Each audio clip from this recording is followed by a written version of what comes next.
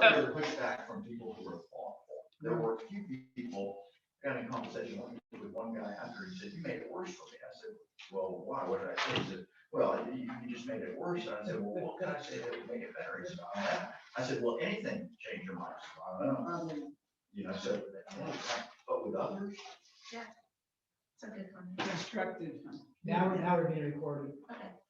Let's get started. Okay, everybody, today is October the 12th. It's now 9:07 a.m. And we are about to get started on our meeting with the ITN negotiations team. This is our strategy meeting. This is a closed meeting, but we are being recorded, so please speak up so that your voice will be able to be projected. Thank you all so very much for your time yesterday. I thought we had a wonderful conversation with the two respondents that were elevated to the negotiation phase. We had conversations with both QQ research consultants and then also the public consulting group. At this point, I'm just supposed to give you some of my general observations. I did like the fact that both groups were there. They were responsive to our requests that we asked them to approve with their best and final offer. I don't think any of them pushed back on anything that we asked them to do. I think what we want to accomplish today is to ensure that we have included in the contract specifically the things that we want them definitively to have as a part of that. They will have an option to say yes or no when they send us back their edits. But I think it's important for us to put it in there so that they see the significance of what it is that we're asking for. And then that protects us too on the back end to ensure that we have everything that it is that we want. All right, what we're gonna do right now, we're going to talk first about Q&Q research consultants. I'm gonna ask Holly to review some of the suggested contract edits or some of the things that we definitely want to include in the contract, and also review some of the edits to the statement of work based on the conversation that we had yesterday. We'll start with that, Holly. Sure. So the first thing to just kind of note is the very basic communication that we had with the two respondents, informing them of what to expect from today. We know that we threw a lot at them in that like the last 3 minutes that they were with us. And so basically the team put together an email that went to them to say, this is what to expect tomorrow at 12, you're going to receive a packet, and that packet is going to include these things. Okay. And we just kind of verbally went over it after we did it, just to let them know very specifically, and then to reiterate what that time frame is. That email did not include the list of items that you want them to address in their best and final, but it did give them in very explicit writing what the process will be. The first attachment that we'll send them, or part of the package that they'll receive, is the actual contract for the assets and needs assessment. We did make some minor edits to the boilerplate language, and that those boilerplate language are shown in track changes, really just letting them explain the Exhibit 1, Exhibit 2. So our boilerplate will reference our project requirements, which is Exhibit 1, which is equivalent to the statement of work. And then it will also reference Exhibit 2, which will be their project plan, which for now is their tab D service description from their original response. That is what they will then make edits in terms of track changes. We've converted tab D from their PDF submission and already created it as an attachment so that when we send them the full contract, it's ready to rock and roll. We also reminded them about the issue related to the signature page, asking that they do in fact complete that when they turn their submission into us by Thursday at noon. The only other changes to the boilerplate that we made was extending the ending date from March 30th to June 30th in accordance to what we all agreed upon. And then there was one clause that talked about unless the contract is terminated earlier and or renewed. And so that was struck, the renewed part was struck.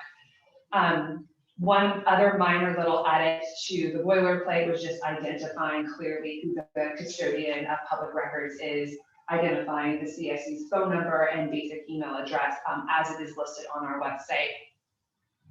In terms of changes to the actual project requirements formerly known as, I just learned what FKA means instead of AKA, formerly known as our statement of work.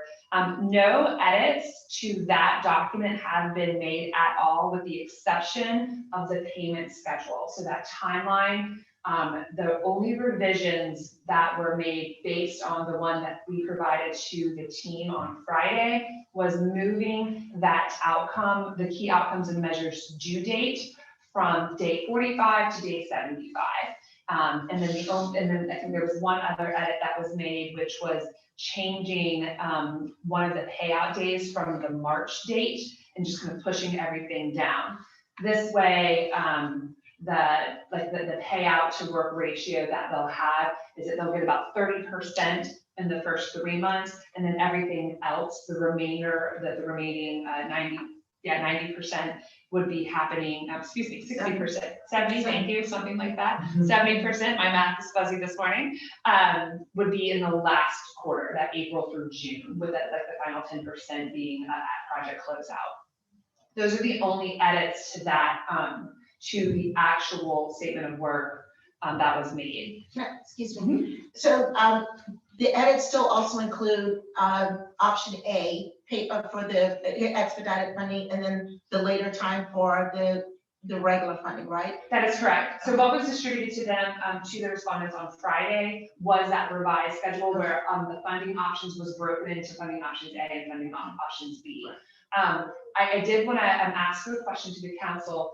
That by saying funding options A and B, one of the respondents was like, wait, you want either or? Because it sounded like choosing A or B, and wanted to just make the recommendation to you guys that we maybe renumber that as funding options A, or 1 and 2. I did put in parentheses, funding options A, expedited funding awards, funding options B, short, mid, and long-term investments as it's referenced. The reason why it's A and B just happens to be with the flow of the outline model. But one of them did ask that question verbally. They're like, so we're just making sure this isn't an either or, right? That was GW when we were on the phone with them. So it's basically a moot point. And that didn't come up yesterday at all. So Okay. I don't think you need to clarify it. Perfect. However, for my clarity, the final key outcomes and measures due date. Has that Day been- 75. So that's been revised in the document they're getting today. That is correct. And And so, so CCG didn't negotiate for that, only Q&Q did. so that was actually on my list of questions. I have it set up for Q&Q, knowing that the will of the group is leaning towards them. And so one of my questions is, do you want me to make that edit for PCG as well? It's so that it's one standard that we're willing to accept. Yeah, so I know that we did negotiate day 75 with PCG, I'm sorry, with QQ.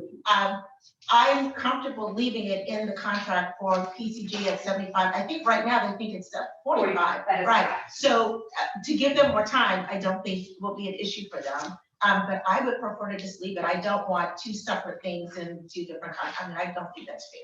When is Wait, the January? You're saying we make both of them match? Yes, 75. When is the January council meeting date? Is it January 20th. So the 20th, so the 15th still- of January still beats that.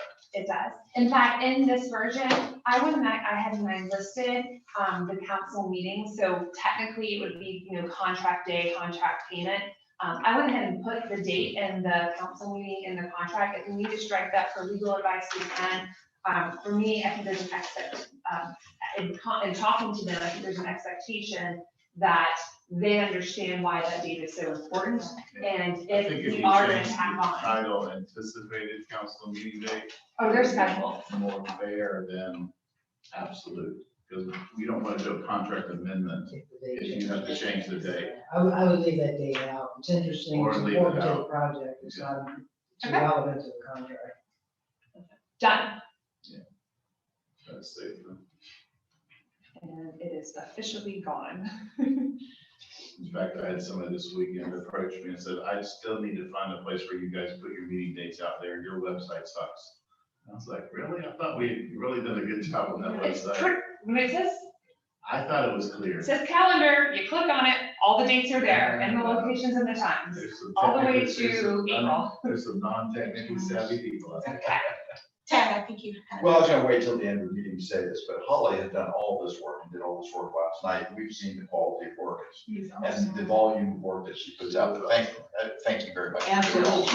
Yeah. Awesome. We appreciate you. I appreciate that. Thank you, guys.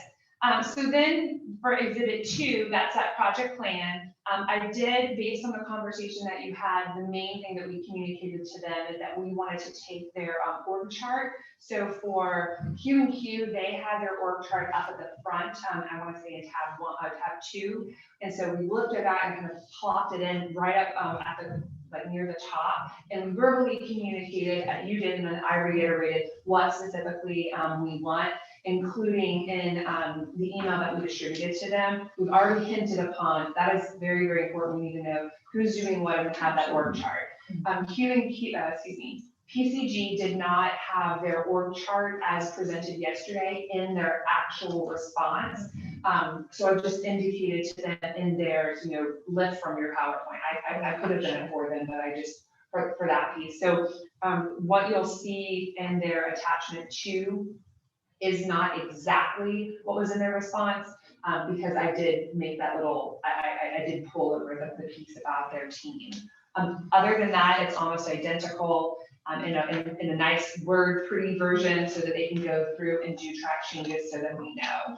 I have a question for you, Holly. We also made the request that they align the CSC goals with their approach, and PCG did have that clearly written out in their presentation. Did you also make that request that they pull that into their response? Because I specifically asked QQ to do that. I did not ask PCG to do that. So that will be on the list. So, Okay. so the second email, the second attachment to today's email, and this is what they were informed that they would receive, would be a list at minimum of things to include. And so this is really what we're here to decipher and determine today.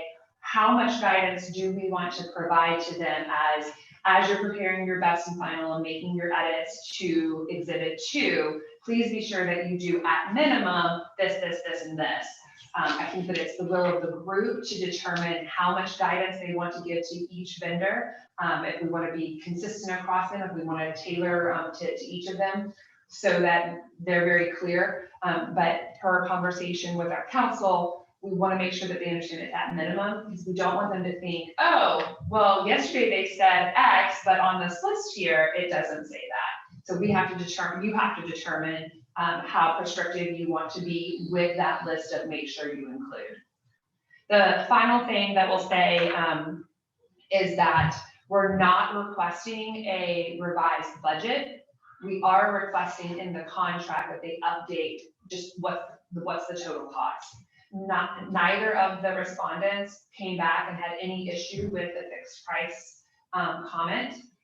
They will, however, if they adjust their price in their cover, email to us, let us know what that might have been a reflection of, so that while it's not in the contract language, it will be communicated. So if you see, wait, yesterday they were at this and they've increased by 6%, or they decreased to be more competitive, so that you can look at that number and just have some an idea of why, so that we can minimize back and forth of understanding maybe why they changed something. Both of the respondents in the hallway when we were chatting as they were leaving said, they asked, one of them said it sounded like you would like us to reevaluate the price. So this is with Q&Q, to reevaluate the price to see if we can be more competitive, but you've also asked for some additional things. And it was best and final, stipulate what it is and why. So it could be that they might have been able to save some pennies here, but because we're adding additional focus groups, specifically with youth, that might counteract something. Similarly, as walking out with PCG, they communicated there seems to be a real appetite for more in-person opportunities for community engagement, and we really pick up on how important that is to the council. Therefore, we might also need to adjust and look at that. In addition, both of them talked about potentially beefing up the amount that they might use for, they did not use the word subcontract. I believe that was a word that we used for a local entity. So because we won't see the full budget, and I know some of you are conscious about how are we gonna spend the money? At the end of the day, the budget's not our responsibility if that's theirs, it's a fixed price, but we did ask them to, just in a cover letter or in their kind of cover description, if that bottom number changes, just to like kind of bullet out why, so that you have that information in making your decision. Mr. Springer, do you want to add anything? Yes, so, and if it would make it more concrete, because I know Holly's done a ton of work, but it's pretty simple as far as what these changes are. So we do have, if you want to see, maybe not the exact wordsmithing, but how we've gone from the draft contract that's been public ever since addendum number 3 to what we're driving toward and what we're going to see on Thursday. If it would help, we've got that. But we've added language on the key staff. So I handed that out yesterday. Like I said, it was pretty verbose. And when we gave it to the firms, we told them, it won't get any more onerous than this. It'll probably get streamlined. So we did streamline it. So we got the condensed version of that. The key thing to say there is we've asked them to identify not just the org chart, but the key staff, all right? And the version I gave you yesterday was they have to have full-time project people and whatnot. You're not going to, neither of these firms is dedicating full-time resources to this project. So on their org chart, in the language, and we'll do it in the email, like it was in their budget, some of them specifically identify the amount of time, the percentage of time, not even the person's time, but the project time. But we want them to somehow indicate how much time you're getting of these resources, all right? And who are the key resources? Because what we're trying to drive toward is these are the people that we need your team. And this goes to what Liza said last week as an important mission. If you've done enough projects, the presentation looks good. They present the A team and then the B team comes in and does the project. That's what we don't want. So the goal is to lock in who are the key staff and how much of the percentage of the project in some rough manner are we getting them forward, so that during the project performance period, you're able to track. If we never see, John Doe again, just plug in whatever the name is and you're wondering, well, geez, they sounded so great, in early October, where are they? So we want to ask them to identify who are the key staff, right? So in these org charts, we see, 15 people, who are the 2 or 3 who are going to be key? And if you want to communicate that based on what you heard yesterday, like we expect you to identify, Jim, Jane, Jolanda as key, then I would recommend that we communicate that out today so they are responsive to us. And then I had a blank yesterday for if they don't hold to that promise, if we find out we're dealing with somebody else on the project, that's a breach of the contract as I've written it. And I've also written that we have the option for liquidated damages, which instead of terminating the whole contract and the whole project goes down the drain, we can just ding them. And yesterday it was a blank in the draft I gave you. So I've come up with a number of $15,000. Which is 5% of the contract amount, which is, probably on the low end of what their profit margin is. They wouldn't lose significant money, but it would be a big disincentive to not honor that term because that would cut into a big piece probably of their expected profit. And I have a question for you. So, so that doesn't mean that for one particular meeting or one particular focus group, someone cannot be present.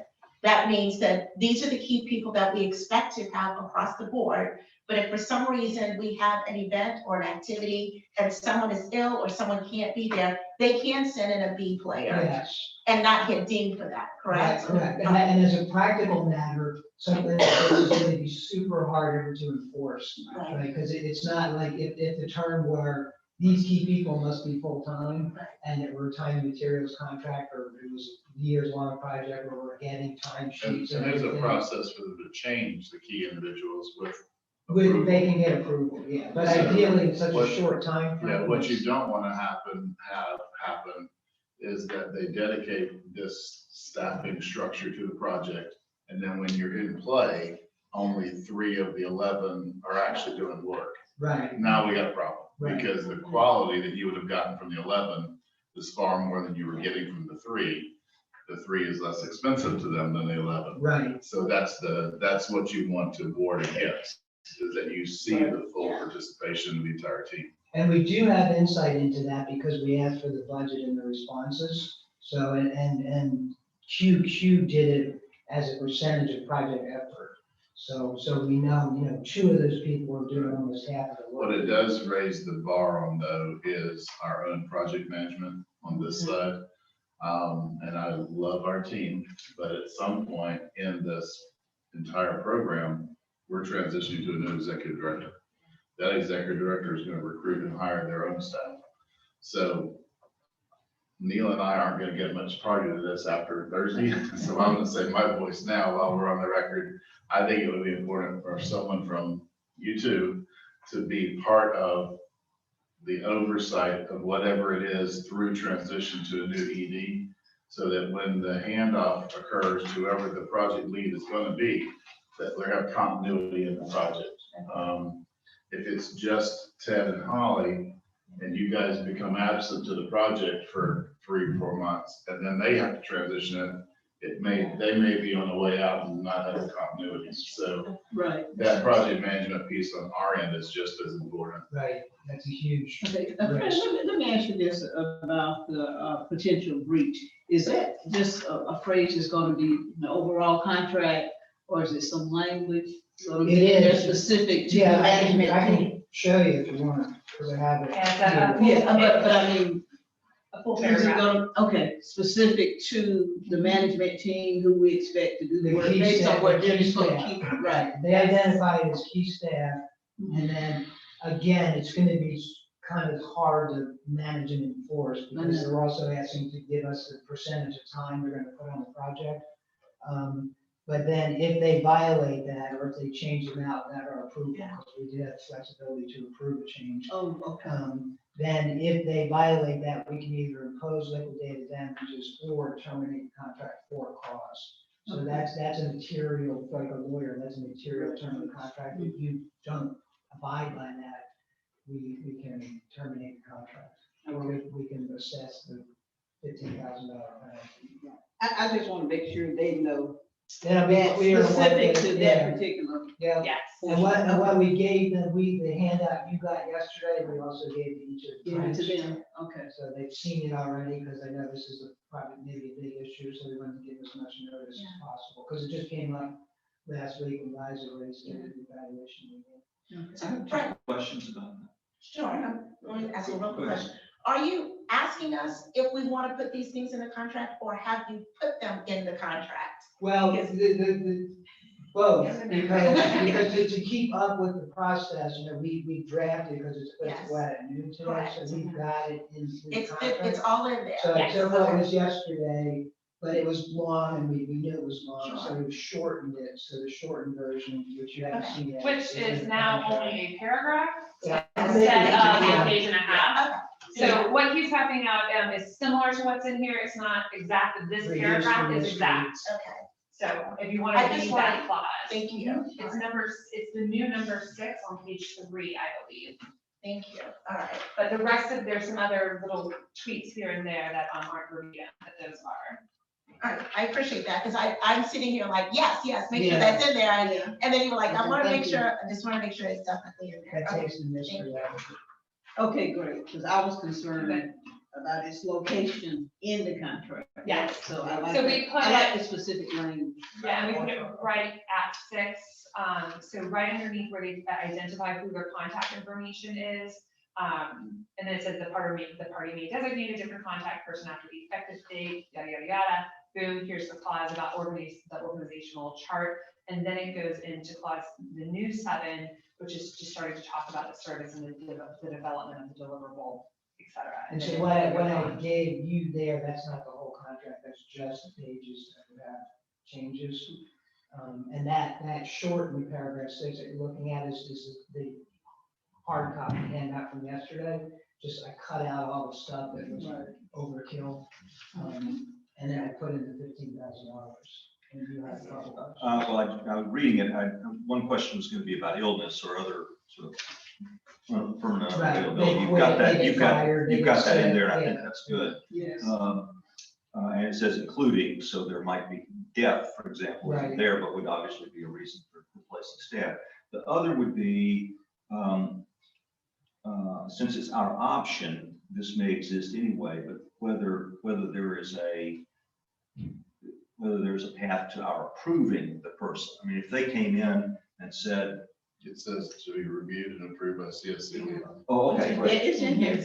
But for the replacement, now what was in yesterday's longer version, if this were a 5-year project, we might have time to vet the staff and approve them before they got assigned to the project. I took that out because your vetting of the staff is what you see Is what we're in doing, the yeah. responses, including that yesterday. So we've seen the people, they're gonna propose to us, these are the key people. We don't have time to like have another step where you spend more time with them and say, yeah, now I know you better, I want you on the project. These are the people that are gonna be on the project that we saw yesterday. And we want them to, I don't need 11, I need, 2 or 3. Who are the ones that you as a group want to see company, you've got to commit these people, Yeah. right? I need to see Sandra all the way till the end. I need to see, Beth all the way to the end because, yesterday, and again, Casey Yes, I is noticed what that. she's the She's key the project person. manager, She's and the she key wasn't person. present, I caught So, that, yeah. and of those 11 people, because we went through it fast, and then someone asked a question to Sandra, well, you got a long list, who are the people? And then she ran off the long Yeah. list. I would push them to, because you're not gonna get full-time attention of 11 people on this project. So who are the ones you want them to commit to and say, these are our key people that we're promising, they're gonna be dedicated to you. And I think for Q and Q, the only individual that we did not meet was Amanda, and so she's gonna be the co-lead with Sandra, so Sandra. And I think it was the only one that you did not meet. And Lynette, the one in Tallahassee, one of the No, cities. Patricia Warren's in Tallahassee, is that what you're talking about? No, Lynette Scott. Yeah, I think she's one of, That's the one. that one of the SMEs. Mhm. But yeah, the primary will be, Sandra. will be Sandra, Lexi, and Amanda. And so Lexi was on there. Those And will again, be, Sandra, if you look at their budget, is 7%. Okay. So if you want to push them. Yeah. I want more, I like Yeah. Sandra, I'm impressed with Sandra, I want Sandra's attention, I want Sandra to fall asleep at night thinking about how to Yeah. keep Leon County happy. I would push them on that because in their budget, that's not.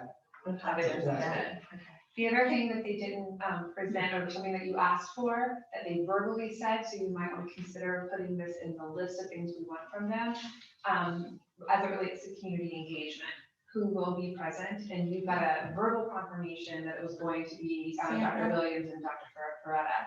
So if that's something that you want stipulated, we should put Oh, that in our list. Absolutely, that's why I asked the question, because I wanted specifically to see that spelled out. I do want to ask a question, and I'm not trying to stir the pot, but I just want to ask the question. I felt as if we left the meeting yesterday having made up our mind pretty much that we were settling on QQ. And that's where my mind is right now. How fair is it to make PCG go through this process if we're not seriously going to take their BAFO under deep consideration? So I just want to ask that question. If we're going to ask them to do it, then I think it should be fair. And my mind is not balanced right now, it really isn't. So I just want to get the pulse of the rest of you. I don't want that lady's going to, she's going to Disney World. I would hate to make her stop and do what she needs to do, thank you, to really be serious about coming back with us with her best and final if we're not going to take them serious. But I think that we will take them serious. Two, what we presented to both parties yesterday is going to change how they're thinking about this project. And I think that they might come back to us with something different. Not that Q&Q would fail in the effort, but we may get something back from them that is somewhat unappetizing. And we have to leave the door open for that potential. And by having PCG at the table, we at least have the alternative to look at should what we get from Q&Q be so off-putting. I don't think it will be, but there's a chance that there was too much put on the table yesterday, and they go back and in their best and final, they either increase their price or they ask for another adjustment to timelines, because we now know about the phone call where they were gonna back out because of timelines. That there's more involvement needed from the ED than she thought it was gonna be, so she has to dedicate more of her time, which takes more budget, so they have to jack up their price, even though you told them to be more competitive. And not having another player at the table at that point, I think harms us more than helps us. Okay. PCG is in the business of doing this. Do not Okay. fall into the trap of they have a trip to Disney. Okay. It's nothing to do with Yeah, that is the understand. one right in the question. Yeah, I understand. Okay. She's the face. Yeah, I understand, and that's fair, I mean, that's completely fair, because I just knew at That's just one for point me, yesterday, let the other we were two ready chime to in. walk away, and I was like, at what point? I think when Fred introduced the idea of having the foil involved, having the counter argument, that is very, very powerful. Competition breeds quality. If there's any inkling that you're the only one left, you sort of back off the throttle. Well, I completely agree, but at this point, They wouldn't know. they don't know. I know. That's what I thought, I was like, I honestly think we're gonna get their best and final, because they And really think PCG is still. And the at other table. thing I think for the presentation to the entire board, I think having two in the final is stronger than having just one that you finally consider. I think that's just, the other two voices need to be said.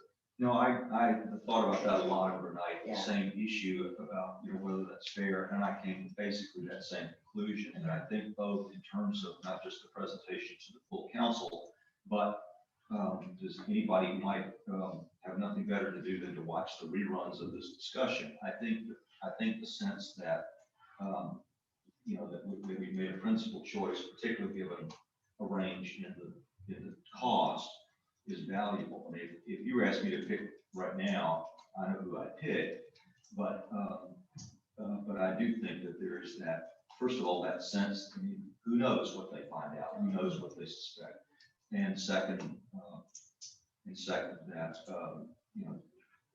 having an alternative on Thursday is, I think, important. Okay.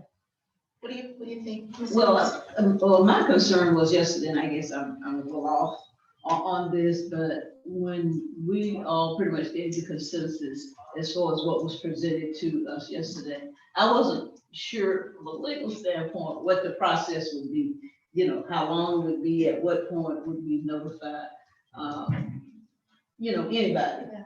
So right now, I understand, the process a little better. I think it is more fair and probably to the benefit of the council if we move forward with two rather than one at this stage of the process. I'm just not sure at what stage of the process we halt and say, this is who we want.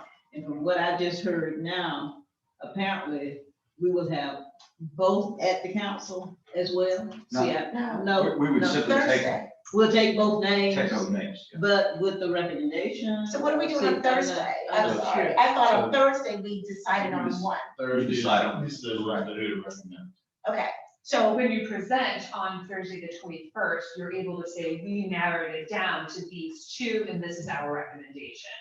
but we've already Yeah, done. right, but you'll formally make the recommendation to them at the meeting on the 21st. You're Yeah, voting on the let me 14th. add to that, because multiple people have said process, and I get it, Dr. Lynn, because I know you've been doing this so long, you might be like, oh my gosh, this will never end. No, no, it's okay, I just want to make sure I understand that, yeah. Evaluation. Other team members, you just started seeing the stuff on Thursday. So don't be, the way the process is Thursday is when you make the decision. You don't have the final offer to pick from. You may have leanings one way or the other, initial impressions based on what you've read over the weekend and what you heard yesterday. But the decision was to do this as an ITN. So the ITN process includes the presentation, the revisions to the offer. Your decision is based on that final offer. So I just encourage you to keep an open mind. Don't prematurely decide based on, I like that person yesterday, or I read this paper over the weekend. We still have a couple more days to digest and reflect and think a little bit more deeply. Like someone said at the council meeting a couple months ago, this is really, I think Paul said it, and this is really important.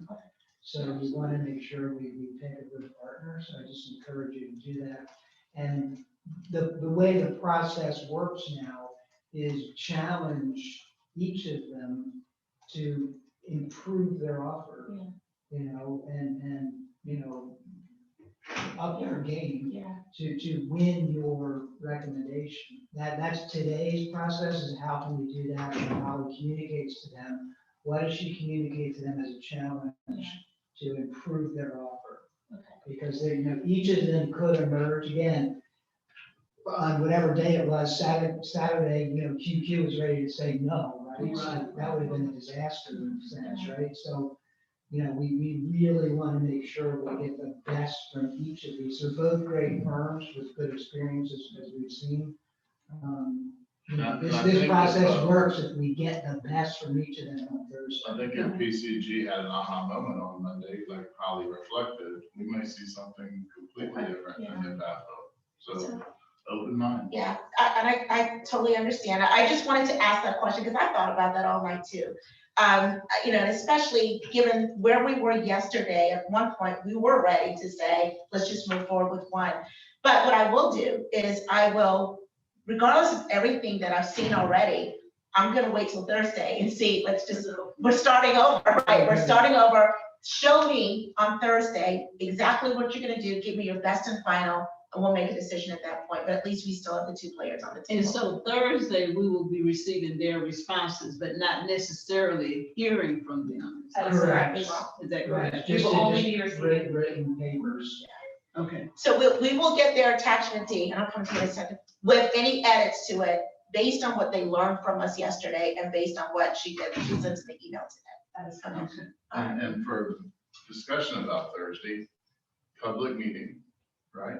The first part of the meeting is closed, so you have the opportunity to actually read and discuss and ask me substantive questions. When you all feel like you're ready to make a decision, we will adjourn the closed strategy session and we will convene an open meeting. So We intended to- 2:30 is the close? No, that's the open. Okay. So So we- what time is it closed? 1 p.m. 1 p.m. Oh, okay. Yeah, I'm so glad I you think said I that. put on your calendar invite, it should say 1 to 3. I was confused by yesterday. Yeah. But we- Because we didn't tell them about your Said closed part. 2:30, I Yeah. went, did the meeting move? But we will have the opportunity to have received from both So of from them. 1 to 2:30, Yes, we got yes. to read. Like 12 o'clock, that's That what is they have correct. to email to us. At 12 o'clock, as soon as I receive them, or if I receive them earlier, I will send them. Well, hopefully they'll come in right around the same time. In an ideal world, you'll get one email from me, here's the 2 best and finals, see you at 1. And we will provide printed out copies of them so that if you want to mark them up, you can view them. So there will be time during your strategy session that you're But we able to can look review at them. them. Ask questions, discuss it, debate it, things of that nature. And I say ask questions to each other and to staff. Then when you feel ready, we have tentatively noticed the meeting for 2:30. I'd rather us, if you get there fast on a decision, I don't want you sitting around waiting. We do not want you sitting around waiting. However, if we need to wait before we convene the open meeting, as long as it's not after the date. And they have to noon Thursday, correct? They do. And we meet at 1. That is correct. And the copy that you bring will be the track change version, right? Yes. That's the clean version. My plan is to print it at least their section in color, so you can easily see the red instead of the blackout. The rest of it, I'm like penny conscious, but maybe I don't need to be. Yeah. No. Yeah. But yeah, so it'll be easy to read. And here's something process-wise, we've not talked about this, because the public meeting is the one that's noticed at 2:30, so it's hard to move that. And I would recommend you don't move that, right? So 2:30 is a public meeting. And I know we had talked about before, we can do sit around and read these. We need to be mindful, that the part that can be outside the open meeting is negotiation strategy. The decision-making process and the formulation of the recommended award, that's gotta be in public. That has to wait till 2:30. So before 2:30, that you won't be having the discussion of, I like these because, or I want to do this because, that should wait till 2:30. Okay. The closed meeting should be, have we got what we asked for? Do we need anything else? Do we want to? Like what we're doing here today. Yeah, If yeah. we so need something else from the strategy. vendor, that's the strategy Yeah, stuff. but when it comes to the decision-making process of, I like this one because, do we all feel this, do we all feel So is that? there a It's formal 2:30. process set up for the 2:30 meeting that Yes. we're gonna follow? Yeah, Agenda's on your. yeah. And the but- agenda should be in your email. The agenda for Thursday was also publicly noticed. Okay. So there's a. But I mean, is that Yeah, okay. agenda lay out a formal process? Yes, I can tell you what that is. So we're gonna, at 2:30, we're gonna have the call of order, we're gonna approve the agenda, there will be public comment. Then we will make a selection on the best and final respondent selection. So that's when we have an opportunity to say which one we like better, and provide our responses. Then my question is, do we vote at that time? Okay, so I just want to indicate that. So we will vote and make a decision amongst ourselves. Then there will be a time for member comment, and then we adjourn. So in the process of going to the who do you like best, I've coached my negotiation teams to talk about the positives of the one you're selecting as opposed to the negatives of the one you're not selecting. And that way it's a very positive environment, and the takeaway is more about the value add than the negative. So we focus on the positive. Yeah, that's a technique. You can probably use any technique you want, but that one I've found is easier to survive potential protests as well. Because you're not highlighting something negative that somebody can say, well, you missed that over here, or you didn't see this. Right. Very trauma-informed and strength-based approach. And it's okay to say something positive about the one you're not selecting, but when you do that, you're adding a controversy to Yeah. your selection. So I always try to focus on the one you are selecting as the why For the you public selected meeting. that as best value. Is that the only one you comment on, Walter? That's what I do. I ask Okay. them in their comments, to identify who they think is the best value and to highlight the 2 or 3 reasons why. Okay. And it doesn't have to be an hour, you can capture in 5 minutes why you Okay. selected that vendor. And I will call on each individual to do that, so if everybody's prepared for that. So And in then your as you're experience- presenting it to the council, it gives you A the list of- value list. item to talk to the council about. This is why the negotiations team selected this vendor over the other. So in your experience, Walter, you're saying it is not that profitable, you don't believe, or recommended that you even comment on the one that's not Correct. being selected. I would not, unless it's something that Okay, contradicts, like if one of us selects one that the other 3 didn't select, and it was for a particular reason, I just don't see any reason you would do it. So Okay. no, you would not do it. okay. But- In the ITN itself, we've got the selection criterion, which we can circulate again, because that's what it should be tied to. And I think too, it's important I got that that. the result is a team consensus, Yeah. not particularly a vote. Right. So, you use the word vote, and I would Yeah, not okay. use that The in ITN discussions. says consensus. Yeah, I would ask each person to identify who their lead is, and then if all 4 say the same vendor, then you have consensus. If you don't have all 4, you have to reach consensus. Okay. Right? So So, for because clarity- you may have somebody who's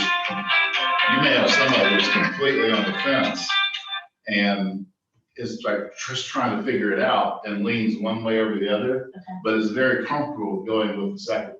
right? So if you have a 3-1, they go, well, yeah, I can go with the other one too. Yeah. Then you're Okay, 4-0. then you're okay. But you don't have to worry about voting, you worry about the consensus. Okay, that makes sense. Okay. Not voting, but still a motion and a second. Decision, I think Yes. is what the agenda item says. I don't know that the committee has to make motions, do we? We, Once we, it's a to be negotiation consistent with team. everything that we've done, in terms of all the agenda items that we've had, that there's a final motion to make a recommendation. And I think that's how you prepared it, is that correct? That's how I prepared it without being informed by this conversation, because it Then, has, then you're forcing a vote as opposed to consensus. The ITN says that the team will reach consensus. I think you just reached consensus and then it's the council who votes. If that's to approve it, and that's fine, if that's the will of the group. What you did at the evaluation team meeting, you reached consensus and then you moved a motion for You recommendation. move for consensus. It's just because it's a Okay. formal business item, that the committee is convened to do, and because public comment is being taken before you move into that conversation, just to document that a formal decision was, and it's that make a recommendation based on the consensus. You can even work that into the formal language. Do we have to have a unanimous consensus to move forward? Consensus is not required to be unanimous, it's required to be consensus. I mean, Yeah. define that for me, everybody that has to do it. So- Yes. Typically, when you do these, you talk about this in your first session. Correct, So at the end of this, we're gonna reach consensus. There's 10 of us in the room. right. We need to define today, is that 6-4? Is that 7-3? Is that 8-2? Is that 9-1? Or is that So 10-0? just majority. Okay. Because consensus can be defined however it is defined. 500. So we have 4 today, we could talk and we could say, okay, we know that 2-2 is not consensus, but it's 3-1. And if 3-1 is consensus, then 3-1 is consensus. If everybody says no, we have to be 4-0 to call it consensus, then we have to be 4-0. But we need to define that. But we couldn't say majority, so. Well, If Daryl is here. the term of art is consensus, Mhm. right? So that's the term we have to define. So we If it can't isn't, define majority as being consensus. we could. It's up to us. We have to We decide could that. absolutely say that 3-1 is Yeah. consensus. Mhm. That could be a choice. I would love for all 4 of us to agree, and that's my But preference. in the event we This can't. sounds to me as if a decision is being made, No, this is about, a decision being made about How what the, consensus how the is. decision will be made. so we should do that in public. No, this is, to me, this is the strategy. Okay, How okay, to- that's it, that's it. Strategy. Process. Okay, Process. But And one of the questions to ask yourselves is it gonna be 4 or are we gonna have a 5th? Like, Yeah, what's the- Are we gonna have Daryl? What's the Is Daryl status, gonna be what's the here? status of Mr. Jones? for Thursday. I'm not sure He yet. was still ill today, did you call him? He had a bad back I know, yesterday, I know. and I will call him and call him right now if you. But having not participated, I don't know Yeah, how I you can know. participate. That's my a good point. point. Yeah, at this point, I don't see that he can continue. I think as lead negotiator, you should make the call on Yeah. that, because it does have a risk of what would be the basis of his decision. if he I will was ask to if he, because of this, would consider resigning or terminating his membership on the team. I mean, there's only one more meeting, so. Yeah, it is, and, I mean, I hate to do that, but he's not been privy to the conversations. He's not heard the conversations and discussions with QQ and PCG. He's only Yeah, seen what was written in the proposal, which now has changed, significantly, so, so, okay. Well, I think, I mean, The I don't know that way to repair that is to go back and view and listen to everything, which is on the record. He could do that. Yeah, and I could provide them. We've but done he's that, ill, negotiated, so it's how very likely is awkward. it for him to do that? well, the other, I mean, this is sort of a devil's advocate kind of approach, because I'm not sure it's right, but I mean, the other is that if his final decision is based on the final submissions, he could read those as he did presumably last week and come to a conclusion. I do think that the emphasis should be on the need for a consensus. And I would think and hope that he would respect that, because that's generally been the flow of the whole council. Yeah. But, so maybe that's a conversation that's had with him about which option he prefers and which he thinks is for the good of the order. So not ask him to resign, but let him make a choice about what his participation. And maybe just ask him if he would have the opportunity to review the documentation. You know, he's been here, I'm sure he has. But he will have to review it at 1 o'clock with us. I mean, because we won't get it till 12, and then so he's gonna be in the same situation that we're Yeah, I in. mean, that's certainly, that would be almost a prerequisite that he has to show up at 1 o'clock. The rest of that is, does he show up or does he, and move toward consensus with the rest of us, or does he? But my other concern too is that he wasn't present, to see the vendors. I agree. You know, I So, absolutely. and I think that would be a disadvantage for him, even going forward Thursday, looking at the final submissions, from the vendors. Well, I think my suggestion is that conversation is had with him about what this conversation is, that we respect his participation and respect his decision on what the right approach would be, but these are sort of the expectations and concerns of the group, that his participation needs to be fully informed. Holly? I should offer a staff observation from the perspective of, I know that you guys are doing business, from the perspective of kind of transparency and being a sitting council member, oftentimes having a new perspective that might have not been present at all of those meetings. He might ask some hard questions in helping you as a team justify where you're going, if he does choose to participate. He definitely brings a different perspective, and as a council member, I really appreciate what you said, Mr. Steen, about having him there and being part of it. And we of course can make everything available, but he's got the same advantage. He does tend to come to a decision-making table, bringing a different perspective with him, and for the purposes of the transparency process, it might be beneficial to invite him if he's well enough and able to. I mean, ultimately, that's the first part, but I just wanted to offer that. I'm having seen him not only in his elected capacity, but even on the council.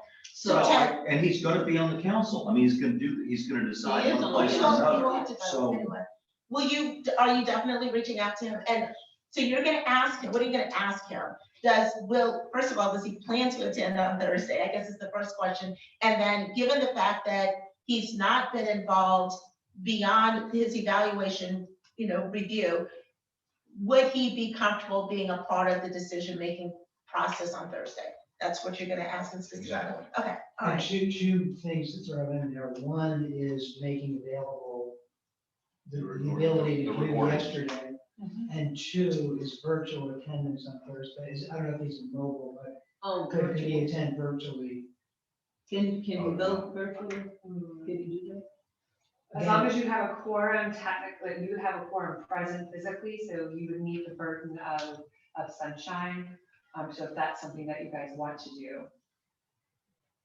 honestly, given his membership on the council, that's gonna make the final decision, I just assume having on Thursday is not. So we never raised anything about the option to resign or anything, right? Well, I wouldn't from what wanna I raise that. understand, it's his Yes, decision Yeah. on how to proceed, if he feels comfortable or, Participate. I think that's and then if he does feel comfortable proceeding, he can participate in the meeting either virtually or in person. Okay. In both meetings. Yes. If we are going to discuss then what consensus means, if he's not present in that discussion, is that okay? If he's not here when we agree as a group of four, what a group of five are gonna do? Yes. Well, I think it would be safe if we just agreed that the majority, it constitutes a consensus. So it doesn't matter whether he's here or not. No, I We would have understand, the but if majority. with five, a 3-2 vote would be majority, and I'm not convinced that 3-2 is consensus. So Well, it's not defined otherwise. I think if we yeah, agree that majority. I would say a 4-1 vote or a 5-0 vote is consensus. I'm not comfortable with a 3-2 being consensus. I think that any dissent that is, I would call it strenuous, is troublesome in a consensus. Yeah. And it really needs to be only one such dissenter would be the most that you could have, and still be within some concept of And my view is if there's 5 of us, then a 4-1 vote or better is consensus. If there's 4 of us, then a 3-1 vote or better is consensus. But I can't go with the 3-2. Well, we could define it then by saying if the consensus is present, if no more than one person dissents. And that would That's cover us. perfect. whether it's Yeah, we four or can do five. that, right, and regardless of whether we have, yeah, that works, absolutely, okay. So we are defining, we have reached consensus on our definition of consensus. Okay, so we are defining consensus as having no more than one person dissenting the will of the rest of the team members on who we would like to move forward. And that is going to be the same whether or not Mr. Jones is able to attend our meeting or not. And Okay. the importance of that, and I always try to do this education piece, is that when you were somewhere else and someone else is asking you, hey, you were on that negotiation team, what did you think? You always and forever will say, it was a consensus of the group that we picked this vendor. And not, well, I selected such and such, but they picked so-and-so. You don't ever do that. You always talk about what the team did. Okay. That makes sense. As a point of clarification, because I heard a couple things here. Are y'all planning then on asking for consensus, and by consensus it's done? Or asking for a vote on consensus because it's business? No, we will, this is my understanding, we will reach a consensus as to who we would like to move forward with by having each person go through and say who they prefer and why.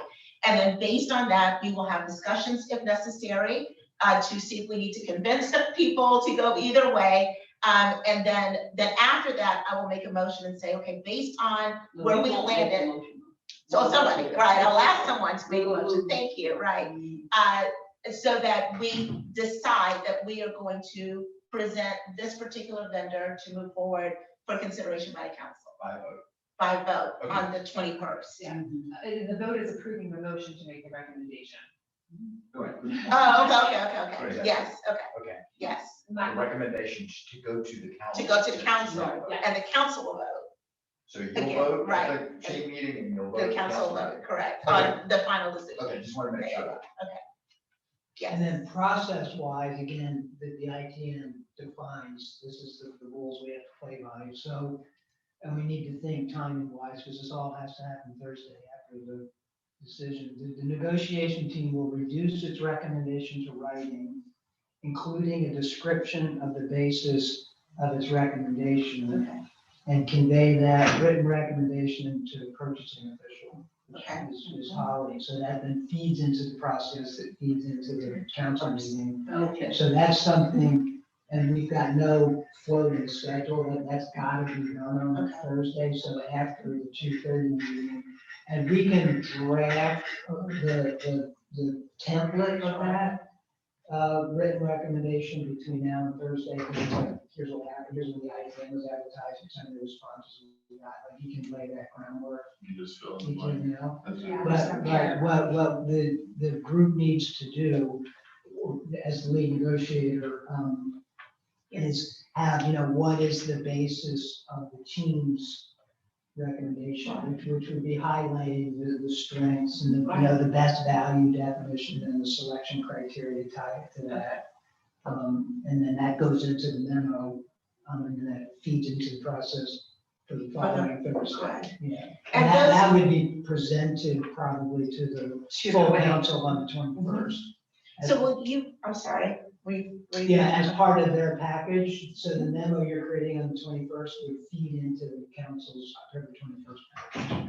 So the memo that's gonna be created, those will be based on the feedback that we give as we state as to why we thought this proposal was particularly stronger than the other. Right.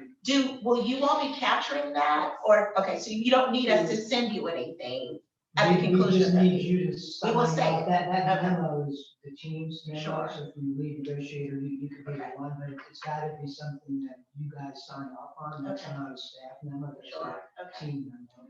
As I understand it too, this is a key, from what I understand from Fred, this is maybe the most key document that comes out of this, other than the contract, because this can form the basis for litigation if it's not framed correctly.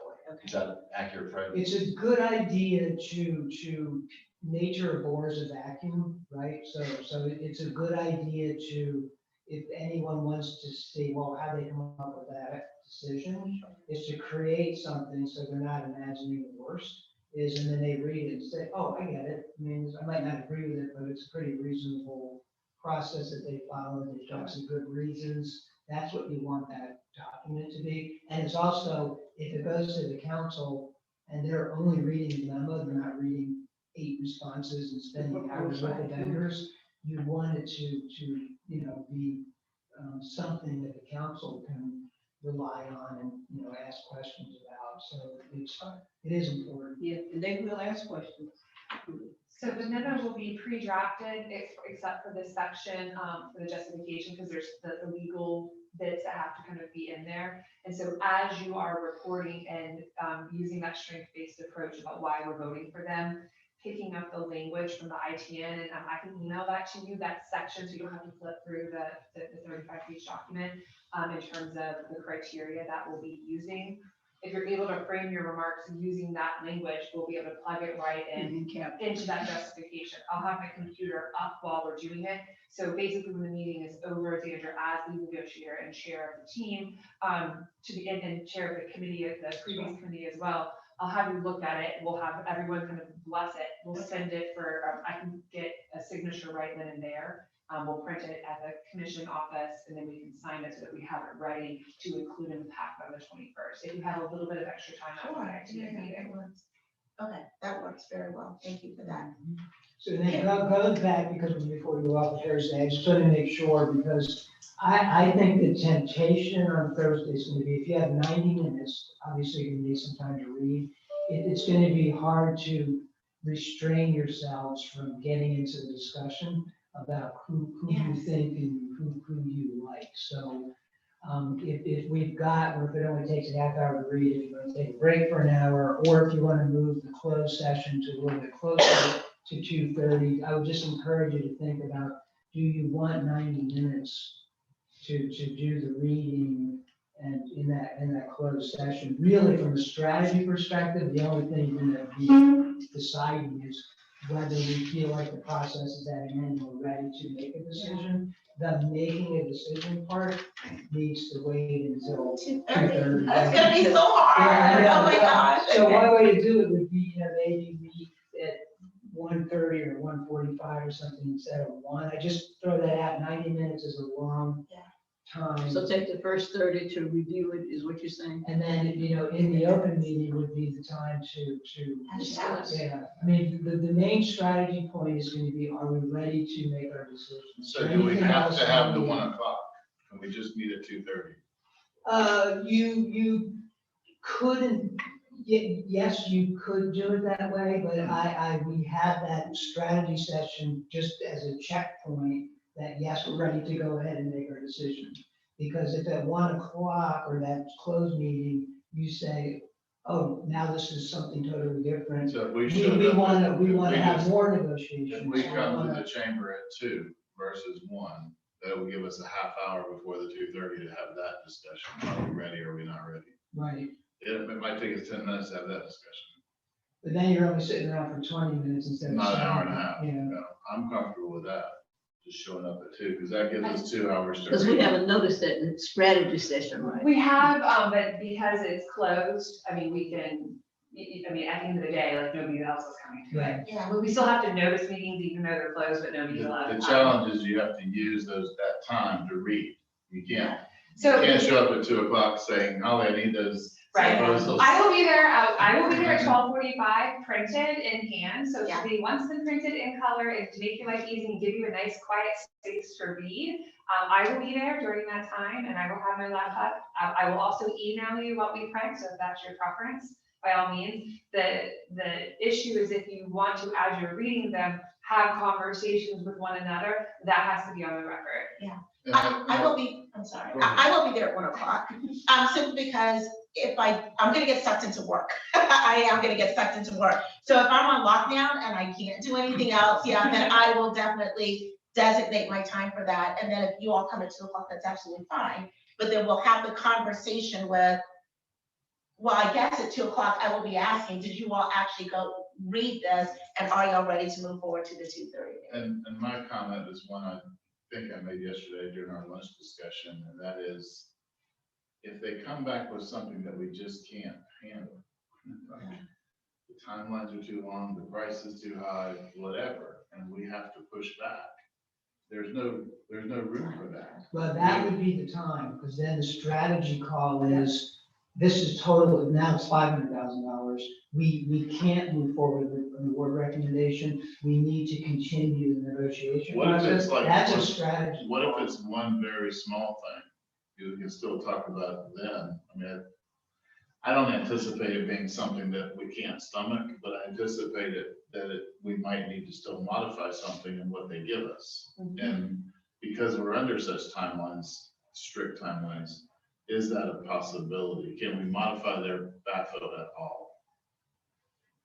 Can we do it orally? Like, for instance, if there's a QQ issue, could we call them from that meeting, call Sandra and say, look, This is. you need to reduce it by $5,000. You send us an email right now saying you'll reduce it by $5,000. Can that That's happen? a bad practice, That's because okay. then it's like, well, why didn't you get a call? I would have reduced it by 10, right? We Okay. need this process of offer, I mean, And in that would theory, need to be on the record. Yeah. It would need to be- in a pure ideal world, their final offer comes in on Thursday and there's. And no it's more final. That's it. changes. It's Now, fine.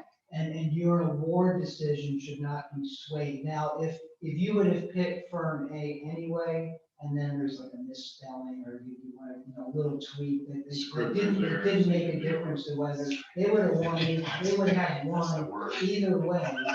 Those are the kind of changes you can make. What you can't do, because you're extending the negotiation process, is giving someone the ability that will flip. And they're gonna go from, oh, you don't have it, now you do have it, and make this change. You can't do that. Well, I mean, I guess one of my points, let's see, I think Dr. Glenn clearly asked you to identify who's doing what. We also asked clearly for a visual of their goals versus their actions. What if they don't give us that? What if the product that they give us doesn't have the two things we asked for, but we still think they're the superior Then response? if you still think they're the superior response, and that you're recommending the board. I mean, you're challenging them but to can- get it as high Right, as possible. But can we, It is is there acceptable. is there still a possibility, even post council I, approval, to go back and add that to the yeah, contract? I would say something like that could fall in project governance documents, which is a deliverable that you're gonna pay for. Right, you get it, And you get it until I covered. see it in there, I'm not paying for your governance Okay, structure. okay, So there's ways to it handle it. doesn't, it just begins on Thursday, believe me, from a project I'm perspective. excited to do But it. I know, Don't wait, but we're- at this point, can we make sure those are in the contract? I mean, can we say, do not return this contract to us unless you align the CSC goals with That's your. not what you're That's saying what, today. that's what today is for. Okay, Go like, through so, all those- yeah, let's go through all of that, I wanna get back to that. Yes. Yeah, okay. So what I have. Are we is- done with She Thursday? said, Is that good? Done with she Thursday? said, yeah, we can do Yeah. that. You asked it, right. And I'm gonna be there on Okay, Thursday. perfect. I'd rather read them. Yeah, I need to be. Yeah, And I'll be there. I'll be there. Can we talk if we show up? Well, I'll be there. As long as the recording is on, so if you want to all sit in your You own can little only corners talk and read about it. strategy, Negotiation strategy, not about yeah. decisions. Yeah. That is correct. So, I mean, you can talk about your weekend plans, that's perfectly very acceptable as well. But you have to, if you're going to talk about strategy, or just in reviewing it, you have questions about it, you're able to talk about what you're reading, but not what you're deciding. Decisions are. Right, and so if you feel that you're getting to the point of being ready, like, oh, I'm ready to vote, like, before you start saying that statement, before you start talking about that conversation. That'll be on the But record. if I were to Can I say, say- if can I I were to say say to something? her, look at Right. paragraph 3C. Right. What is your understanding of that? Because this is what I'm understanding. Yeah. I mean, can we do that? Yes, Perfect, okay. as long as the recording is on. Oh, as long as the As long recording. as it's Yeah. on. So Cause the you're- strategy, I will turn it on as soon as, There are two your people. lead negotiator says, Is this everyone's more ready, you ready to chat? Yeah. And then we'll turn the recording on, you'll say for the record, with the ITN negotiation team is meeting for a strategy session, today's Okay. date is this, the time is this. okay. And the purpose of pointing that paragraph out would be, if it doesn't say what you think it says, or if it says something you think it doesn't say, it might require you to go ask them for more information. And so that is strategy. That's what that's all about. But What if it this what it is can't be is, an yeah, what it can't be is, hey, look at paragraph 3C, they nailed it out of the park. I'm so ready to vote for you. Oh. Yeah, don't say that. No, no, but if I were to say, look at 3C. And that's it. Do you understand it the same way that I do? No, I'm You not wouldn't saying, even I'm say not that, saying. you should just look at it, right? All it says is, you know, that's a signal of we ought to talk about it. Yeah. Oh, okay. But we don't have to have a recording on it, that's my question, so. Pardon? But if you're gonna talk about it, you're gonna talk about it in light of strategy. So you might as well say what you're gonna talk about it. You can't talk about it in light of. Okay, so that's just trying to be clear, so. Yeah. it's- So we it's can talk about it. Strategy. Strategy. Right. Yeah, Look at that. not Right. decision. But only after she turns on the recording. I know. But at this point, Fred, we can't go back if we see some deficiency and ask them. Right. Because this is the final. No, you, Right. so your strategy call, your chief strategy call on Thursday is, are we in agreement? Even if they didn't answer everything, we told them to do something, they didn't do it. We put an impossible demand on them, we told them lower your price and increase your scope. So, and they came out with some way. Your main call in the strategy session on Thursday is, are we done with negotiations and are we ready to move into the open meeting where we discuss and make our recommendation? That's the main strategy part. We're done with it. We set out this timeline and this process. We're at the very end. The next part is where we go to an open meeting and discuss our recommended award. Before we do that, is there anything else we want to do from a negotiation perspective? Call them back, send them another email, cancel the 2:30 meeting. We're not going to make a recommended award, and send them an email and say, hey, you idiots, we told you to do this. Now we're telling you one more time. Again, it happens in practice. It's not ideal because then it's like a revised final. Yeah, because would that be given advantage? They would Oh, vote, another you would have to give it to both of Both them. They of them. still need to be fair. Even though one might not have the deficiency. Right, but they would have another opportunity. Opportunity, Yeah, okay. So you want to be fair time-wise. Okay. We have about 40 minutes remaining, and I want to get back to, so far, in my mind, we've only included one specific thing that we wanted to contract, which is around key staff. Correct. And how explicit that needs to be. All right. What else do you have documented? Sure. So we have key staff the way that Mr. Springer explained and was put in the email as well as the contract. I'm going to go through the broad topics. I don't have them in any particular order. We can amend that if we want. The second thing I have written down is focus groups / community meetings. Include very clear expectations on the number of focus groups and community meetings that the firm will convene. Include the expected audience for each, for example, providers, parents, youth leadership, etc.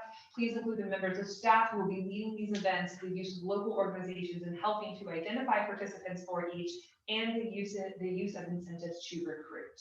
Okay. I think I captured 3 of the things that we went back and forth on.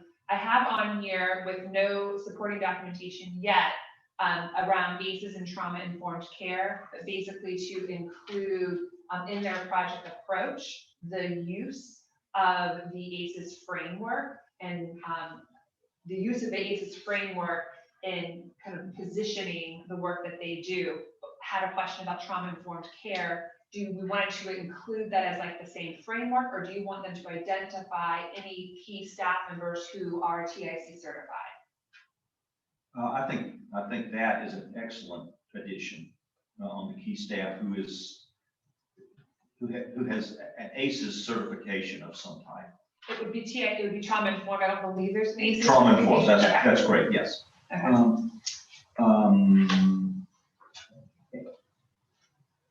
Use of the ACEs framework, is that what you said? Mhm. And I would, the other is, I'm interested in either their inclusion of ACEs in their data set, or directing or advising the council on on future accumulation of data. I mean, I think in fact So If for they're example- thinking, they would say, here's how you all need to capture ACEs data and have all of your organizations capture ACEs, do an ACEs screen before they serve a person. I mean, that's something like that would be fine, as opposed to saying, we will go find out how many kids in your community have ACEs, which is a very tough thing to do. So if I recall correctly, one of the vendors talked about how at various focus groups and or community meetings, that there is the ability for potentially to incorporate an ACEs screening during that Yeah, process. so that would be So perfect. what we want for this is plans to not only be, to base their approach with an ACEs framework, but to also include information or tactics / strategies on how they might acquire ACEs data related to children and families. So one of the quick follow-up questions was, we had said, are we just talking about children and youth?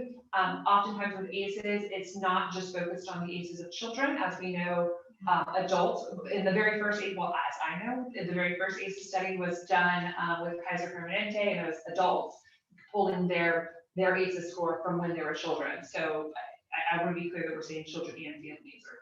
Well, I think that's ideal. I mean, certainly, there are multi-generational effects of ACEs. Right.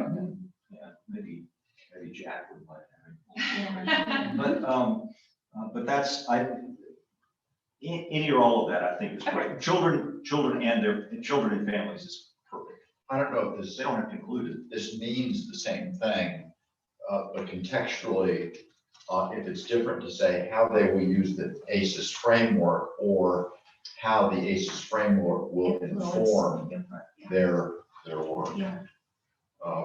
Yeah, that's perfect. I think that's perfect. That's what I asked for in the question. Right, I like that, but, and I'm not sure how this would influence, but one of the primary things that we need, whoever we select to do, is to look at where we are right now. Who's been served, who's being served, where the gaps are. Yeah. So hopefully, the way that's framed, they would have some type of measurement tools to see where we are, where we're lacking, so that we as a council will know we need to put money here. These are the vendors we need to look to fill these holes as far as children and families, as far as ACEs is concerned. Yeah, I mean, including in your vendor, in your look at providers, current providers, how many of those are trauma informed? Absolutely, absolutely, absolutely. Okay. And To it be might not clear, be that this many. provision will be in both contracts. Yes, Right. yes. Absolutely. And it's my expectation that everything you've discussed so far is in both contracts. Absolutely. Yeah, yeah. So the second piece, so I'm just gonna repeat that back, include how the ACEs framework will inform your approach to conducting the needs assessment, include recommendations on how the community could acquire data relevant to the ACEs for children and their families. How they will collect data, not how the Yes. community will collect. Yeah, I think that I would be a little vague about that because it's a big Yes. project. And I don't And want to we're say not saying to collect $25,000 it, we're saying- more if you want Or ACEs. just Right. how data would be collected, maybe. Yeah, so it's recommended, so maybe all recommendations for data collection. Collection. Oh, okay. Yeah, How I do we like do it that. that way? I like That's that. good. Okay. Because I think that you're right, that like, it might be, hey, there's a gap here, you guys should collect this data, here's a funding option, invest 50,000 to do this. And that might be something that they can look at. Identify, so we'll know where the gaps are. But I do think that, and the,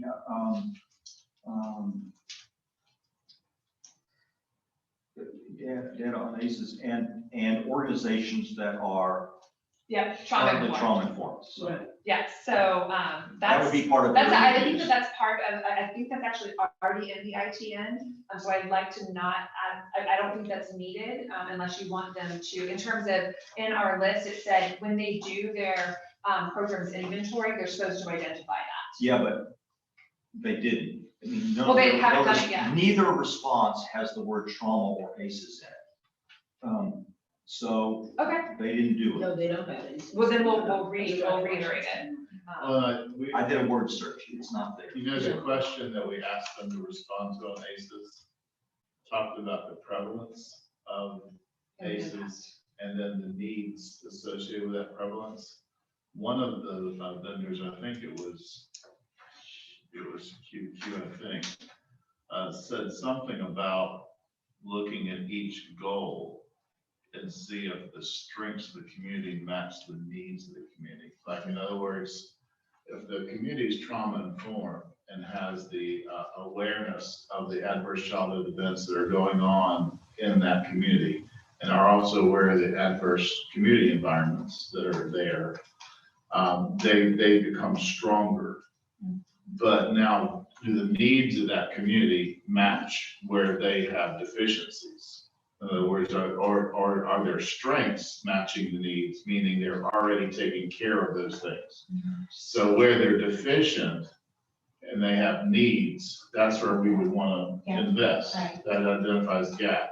So that sort of way of approaching this is how you use that in your plan. I think Q&Q hit on it like right on target. We're gonna look, we're gonna assess needs and strengths and see if we have a match. And if we don't have a match, we have a gap. And the gap requires investment. Because if you come at it from AOS's perspective, you know either environmental changes or event changes are gonna change the path or trajectory for a child. How we get them both to respond to that is the hard thing about framing that in a question. I don't know that we got to it in a way that Charles said it.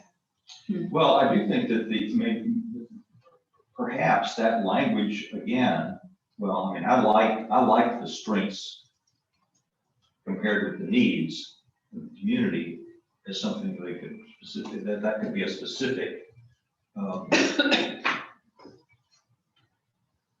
Well, I think needs, they're gonna have to evaluate what's being provided, what's already here. Right, I mean, I think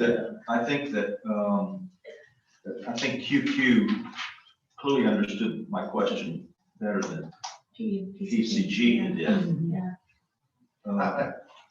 mean, they're talking about QRTPs, which is weird, but. May I Yeah, she offer? went way off cycle. Right, so. May I offer, so for ACEs, I have ACEs framework and trauma informed as two separate kind of broad categories. Include how the ACEs framework will inform the approach for community engagement and the preparation of the required deliverables. We're just asking them, how are you guys gonna do it? Inventory gaps. Right, Correct. include recommendations for data collection on ACEs for children, youth, and families. So that's two separate things under that. Absolutely. For trauma informed, please ensure your program inventory work includes how you will determine which providers are trauma informed. Also include which key staff hold any trauma informed care certifications. Okay. Will need it. Right, what organization? No, which one of their staff? sorry, have a Which stat, the certification? last phrase. Have it, hold Hold it. any, include, also include which key staff hold any trauma informed care certifications. And their level of engagement, and because they could have someone who's Well, certified. we will have that based on the key Okay, staffs, okay. right? So if they say Dr. Ferrante is trauma And informed, they did, we're gonna be able to go back Right. that, oh, and he's working on this, and this. Right, okay, I just want to make sure. Yep. The next area, So that I are you have- gonna give them guidance of where specifically to include that in the revision? Because so I'm gonna, when we tie it to the statement of work, because I there's a think lot you of said in the cases. program description. In Part D.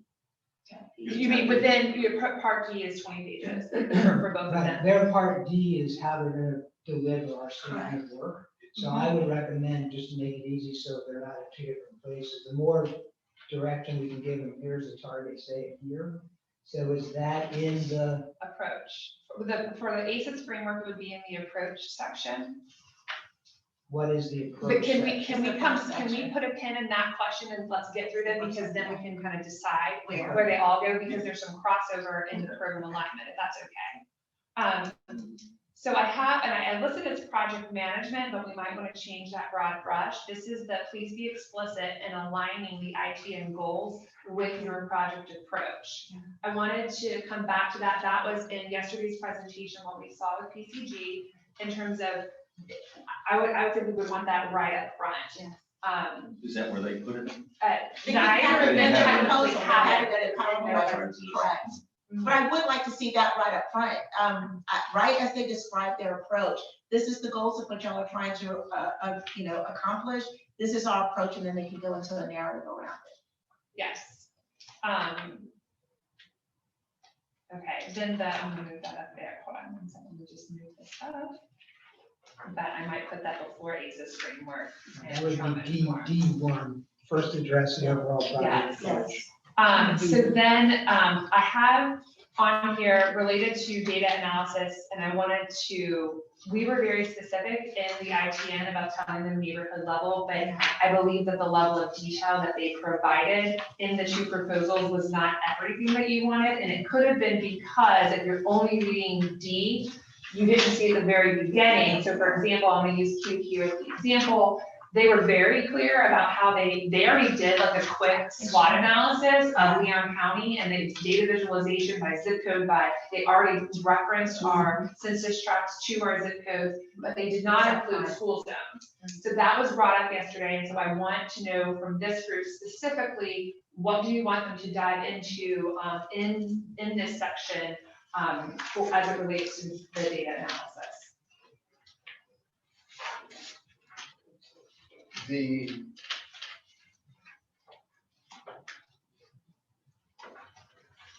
I thought QQ did a bad job responding to the specificity of that question.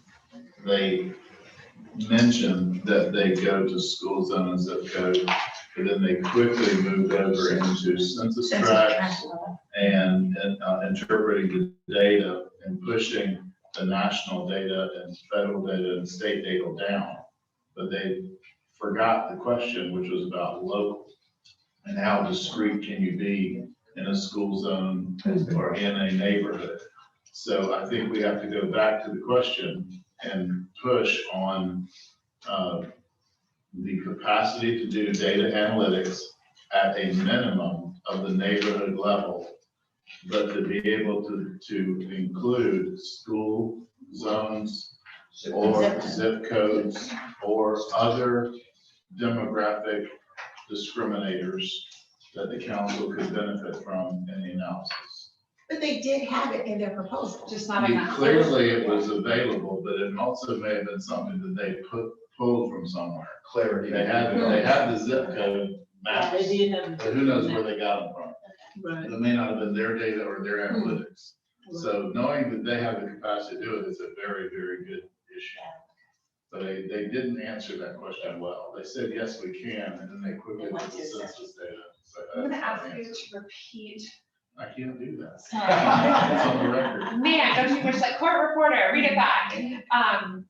I think what I hear is we need them to add a section, and with your permission, I'll choose where it makes the most sense in the framework.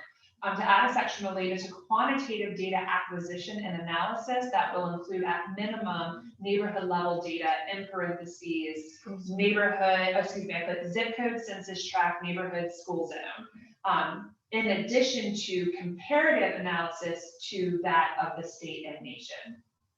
That's That's good. The only question I would have is neighborhood. Oh, sorry, I put That's at so minimum, vague. I put neighborhood level, for example, zip code, census tract, school zone.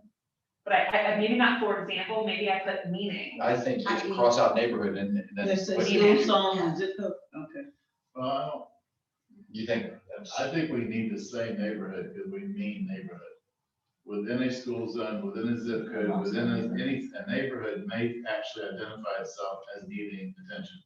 Is A there, particular neighborhood. She did say, I remember her actually saying that in neighborhoods, there is a big disparity a lot of times between She did, neighborhoods, yeah. right? And being able to go to certain sections within a school zone or within a neighborhood, oh, she has Yeah, the no, I ability. wasn't She clear. said that, yeah. She said, She yeah. said it yesterday. And that's what you talked about. Google and Facebook can do it a lot better than the post office or the census. If you just look at the high schools in Tallahassee Yeah. alone, there's 17 neighborhoods in 1/5 of the high school district. I mean, Right. neighborhoods are where you want to learn. Yeah, absolutely. Not as school districts Yeah. or zip Okay. codes. Zip codes are huge. That's why We need to the be neighborhood discreet. schools. The word neighborhood is so. Yeah, I didn't know they get smaller than school zones, so that's good. I didn't realize I think Well, within. the question is, Can can they? they, Yeah. that. right? Okay. Can they? So when you're interviewing or talking to a community-based organization, you talk about reach, you talk about who they serve. Are they a walk-up? Do they go to the client? You start creating, those, heat maps, right? And heat maps pull in neighborhoods. And either that neighborhood is included in the heat map or it's excluded. You either have a Venn diagram or you don't, right? There's crossover or there's not. And people who aren't in a certain transportation hub are completely excluded. From Joe Junior over here, we used to do this with like Broward and Palm Beach all the time. All the CBOs wanted to be over on the beach. Well, the need was over by the Everglades. It wasn't over at the beach. So they wanted to build all they need stuff was a license me to go do mental health counseling over here. You're in the beach. They don't need it over there. They need it out here in the woods. Well, we ain't gonna go over there. That's where the dumps are. You know, that's where they put all the trash. That's where the turnpike goes. We don't want to be over there. So no, you don't get a license.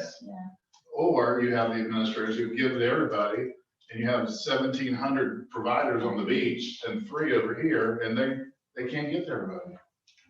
Do you have a new language? I do, and then, so what I think it's still good the way that we said it, in terms of that will include neighborhood level data, zip codes and district school zones, in addition to comparative analysis to state and national data. Please also include specific plans for data visualization to enable ease of interpretation by the entire community. So I think that kind of puts it all together. So that would be D1B, because of data sources, and D1E is format for presenting the data.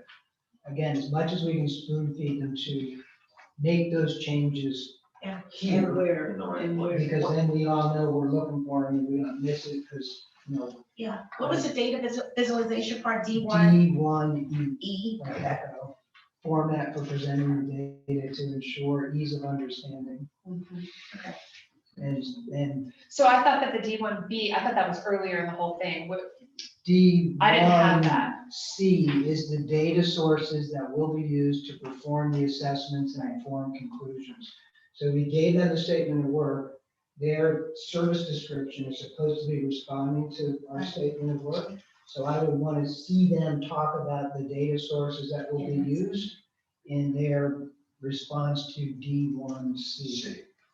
Right, and so what we were really looking for here is the quantitative data acquisition, because we know that they will also have to do the qualitative through the focus group surveys, et cetera. And I feel like all of them covered that in their project description fairly well. So I just want to make sure that what was not really explicit in their current section D was the quantitative data. Correct. Right? That's correct. Okay, just making sure everyone feels good with that. The timeline schedule of activities and deliverables, please include a revised schedule of activities and deliverables that aligns with the revised timelines as presented in Exhibit 1 of the contract. Right, both of them had at the very end their kind of table, but it also includes project management. In terms of like, it was more than just your deliverables. Both of them were had a much longer detailed thing about we're gonna have our kickoff meeting and our approach and all of that stuff. So of course we'll need to do that. And the last thing I have on my list is competitive pricing. If your best and final pricing is listed in the contract document changes from what we originally proposed, please include a brief summary in your email highlighting those changes. Now, there's one thing you don't have listed. So Okay. you got through everything that I had except for the openness to connect or subcontract or I have partner that. with community partners. So I have that with the focus group and community meeting. So it says, please also include members of staff who will be leading those events, the use of local organizations and helping to identify participants for each. If that's not explicit enough, I'm happy to edit. Go ahead, please. I'd be concerned that they might say, hey, tell us a few people we should talk to, as opposed to, we're gonna subcontract with them to get the granular reach that we want. That'd be Well, I think I was a little torn in the discussion at this level about one entity wanting to use us as the conduit, the other entity wanting to talk to all these different stakeholders about their perspective on what needs assessment needs to do or not do, right? Kind of the visionary thing. There are so many potential conflicts of interest that could be brought to that table by bringing people who have another dog in the hunt, right? So as an independent board, we're not supposed to have a dog in the hunt, right? We're supposed to be independent above the fray. We're gonna look at everything. The more you look for vision from people who want to sway the outcome, the less clear the lens is, right? You now get muddied waters. So I understand the advantage of using a community-based organization to get to the right people, but it needs to be a community-based organization that doesn't have a dog in the hunt. And so segregating that is tough filtering. And who doesn't have a dog in the hunt, right? That's the hardest thing about this. And I mean, you got the United Way, they sit above the fray most of the time, but some people would say there's conflict of interest there. And so I don't know where it starts or where the layers are, which CBO could come to a table and say, well, if you want the right voices in the room, you'll pick all these voices and not leave out people that they don't care about. So I'm concerned. Actually, and I know Daryl was interested in this kind of issue and contracting, but that's my concern as well, that you'll end up, there's not one I could think of that would do that, and it's a cost, as opposed to having them talk to. There's a value. I don't think we should require a contract, subcontract. I think we should simply ask them to describe their approach. Right. That's To my solicit the voice. And I think this dovetails with the question that Commissioner asked about, how do you make room at the table for everyone? How do you open the door to all voices? How do you make sure there's a seat at the table for everybody? If you're doing that in visioning, you're not really doing it in listening. And I think the piece that Q&Q harped on very early on was, we like to listen. We want to listen and learn. She used those words. That's strong as long as you're inclusive and you're listening. Everybody has to have that voice. So I'm more interested in how are they going to design a program that's all inclusive, as opposed to who they're going to get them to teach them how to be all inclusive. Right? I don't want the wrong people sitting them down the wrong path. So how would you word this, Walter? How would you say, please describe for us your methodology to include the voices of the full community? Right, right. I think if you could massage that a little bit, Holly. So what I think I heard, and I heard you use the word inclusive, which I think is incredibly helpful, and I want to say diverse as well. So please include the members of staff who believe, sorry, I'm in another place. I'm still under the focus group community meetings broad header. So instead of the use of local organizations and helping to identify participants of each, please describe your methodology for ensuring inclusive and diverse voices of the community are accessible and participating. Like, I don't want it to just that they're informed. I don't want them to just be informed. Engaged. Thank Yeah, you. because you used community engagement before. Engaged is a great word. Right, and that's in D1D, the role of community engagement throughout the needs assessment process to ensure representation of programs, providers, and services from all neighborhoods. So that would be a good place to say here. Yeah, I think that's where one of the vendors said we're going to do the forums and really community forums that are more open and free. Yeah, they're two very different things. So that if you didn't feel welcome at that door, maybe you'll feel welcome at this door. Do it at odd hours, and do it at times when people are not caught up in their business day, And their maybe at night or on a locations, weekend. Okay, so I have, please describe the methodology for ensuring inclusive and diverse voices of the community are engaged throughout the process. Let me ask this question that was raised by Mr. Sachs. To what extent are we concerned about a potential conflict of interest? I mean, how is that something that we as a council need to be concerned about once we select the service provider and they're doing their work and gathering their documentation from community-based organizations and nonprofits and what have you? Conflict of interest by whom? What? I think. By the groups, it's nonprofits that Potential are clearly groups that are interested in rightly so in providing services to the council. I think the way to handle that is in our project management, from our side of the table, when they are advertising, soliciting, pushing information out to invite people to a discussion, that we make sure there are no boundaries, that we make sure that they're including inclusive lists of people, that they're advertising in all kinds of different locations. that we promoted on top of that. Yeah. And get out very transparent in front of it and say, this isn't their project, this is the community's project. And if you want to have a voice, this is now your time to present and talk, and you may not have gotten an email invite, this is your invite. You know, we Okay. have to be very aggressive of that to reduce the potential Yeah. for siloing and having the people who always have a seat at the table be the people who come. You eliminate that when you over include people. So what was your thought about conflict of interest though? I think you eliminate it by creating more transparency, right? So the more people you invite, Okay, if they don't take the opportunity to show up, you have a hard time preventing the haves getting what the have nots. okay, so that's what you. You just have to make sure that the voices are heard. I think too, on the counter to that is when you look at the data and you look at the results, you have to look at it with the eye toward, are you being all inclusive? Or are you only getting data from the people who could produce it? Which might be the most powerful or might be the most funded. Yeah. And then you're swaying again to people who can't represent their data. So how are you going out and mining the data that can't be retrieved? So I think that was a beautiful thing that I believe Q&Q talked about a lot is oftentimes, and I've worked with several agencies locally who do these community events, you know, if you build it, they will come. Well, no, not unless you bring it to their neighborhood, you offer them childcare, maybe you feed them, and you come up like, right, and you do it multiple times at different times of the day. Then maybe they'll come, and that's only if you marketed the hell out of it and they actually heard about it. So I really love that while my words are not the same words of Q&Q, they had a similar approach to that.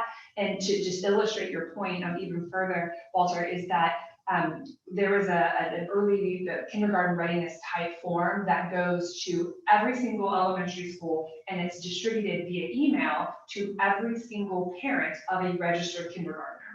Now, when you look at the data from that, which we finally have thanks to Bruner of Leon County Schools, we finally have access to actual data that we can compare school to school. You can imagine which schools have a super high response rate and which schools don't. Clearly, in the schools that don't, there has to be other strategies. It might be technology, it might be that they're overwhelmed, their parents are working more. Or their kids don't go to kindergarten. Or no, in this case, So this is that's- for every registered kindergartner, and they're Right, but laser focused. if they don't go, they're not registered, they don't get the email. Well, and then that's a whole nother group, right? That's the So- thing, is you have to recognize the bias. But even And within what the you're doing, right. eliminate your biases. But we have to have strong project management on our side that coaches them about our county. You know, Precisely. where's your reach into Lake Imonia? I don't see anything north of Highway 12. Why are you not up there? But where is your reach down? I don't even know Woodville, it's Leon County, but I think it is. They are. Technically. Where's your reach into Woodville? You know, I don't see that. I don't see any representation from anything in the south part of the county. And below Orange Avenue, where are you down there? And so that's gonna be up to us to be disciplined about their biases that are from their not knowing our community. And the fact that your dentist sister or your doctor brother lives here doesn't matter. And the fact that the other one had two people that were from Tallahassee isn't enough. Yeah. They still Yeah, don't I know. know our community. So the other thing I'll offer from a project management perspective, at least currently, which I know is a larger conversation, is that we have been having those strategic conversations with the players that do typically represent the various groups. So we're not just going to, so for example, the planning committee for the CSC only invited in 3 organizations. They were not more inclusive than that. They did have some representation on the board of 21 neighborhood entities that were represented. But so we have strategically already been laying that groundwork to say, we're gonna bring this vendor in and we're gonna want them to talk to all of you, not just you 3, not just you 2 that were represented on the planning committee, but all of you. But you know, if they look at that report from that 2-year study of the CSC before it went to the voters for election, there is a half-page summary from at least 20, 30, a lot of nonprofits. And they talk about, they address what deficiencies they believe are present here in Leon County as far as children's services are concerned. So maybe only 2 or 3 presented, but they sent surveys or something, and they indicated in that report those that wanted to appear before that committee, and some wanted to appear, some appeared, but there were numerous organizations that chose not to, but they submitted reports. So that would be a good place for them, to start. And I think Q&Q indicated that they had that documentation. It was in their proposal. Absolutely. What I would like to see included is for them to clearly describe or explain how they will get a thorough understanding of the community. I don't think we really explicitly asked that.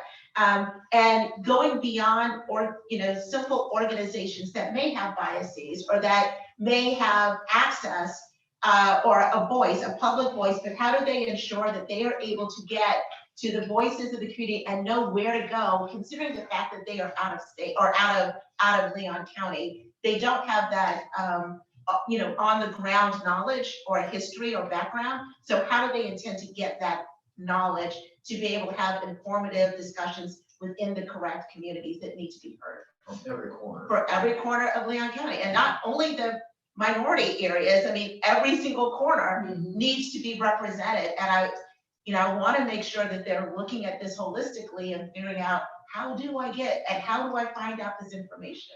So, Isn't that the focus groups question? yeah, so I think if I added a specific 2 phrases Sure. to that sentence. So I have now, please describe the methodology for ensuring inclusive and diverse voices of the community are engaged throughout the process from the entire county, including the use of incentives to recruit, specifically considering your out-of-town status.